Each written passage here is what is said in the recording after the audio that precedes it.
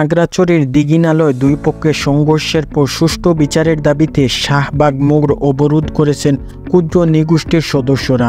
শুক্রবার বেলা 12:15টার পর এ অবরোধ শুরু হয়। এতে শাহবাগ এলাকায় যান চলাচল বন্ধ রয়েছে।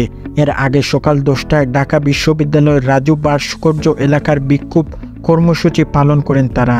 দিঘিনালায় বাঙালি পাহাড়ি সংঘর্ষের ঘটনায় সুষ্ঠু বিচার ও সমরিয়ন বন্ধের দাবি জানিয়েছেন তারা। কর্মসূচিতে অংশ নিতে সকাল থেকেই রাজধানীর বিভিন্ন প্রান্ত থেকে ক্ষুদ্র নৃগোষ্ঠীর সদস্যরা টিএসিতে এসে জড়ো হতে শুরু করেন। পরে তারা বিভিন্ন দাবি সংক্রান্ত এবং রাজু ভাস্কর্যের সামনে অবস্থান নিয়ে বিক্ষোভ প্রদর্শন করে। এ সময় নানা স্লোগানে টিএসিকে এলাকায় মুখরিত হয়ে ওঠে। সংবিধানের আদিবাসী হিসাবে স্বীকৃতি পার্বত্য চট্টগ্রাম ভূমি কমিশন কার্যালয় পর্যটনকে নামে ভূমি দখলের প্রতিবাদ জানান তারা। পার্বত্য চট্টগ্রাম আঞ্চলিক পরিদর্শনে আরও শক্তিশালী করার দাবি উঠে। এরপর তারা বিক্ষোভ মিছিল নিয়ে শাহবাগ মোড়ে যান। প্রকৃতপক্ষে বৃহস্পতিবার খাগড়াছড়ির দিঘিনালায় দুই পক্ষের সংঘর্ষের অস্থিরতা এবং পরিস্থিতি তৈরি হয়। এ সময় ব্যাপক অগ্নিসংযোগের ঘটনা ঘটেছে।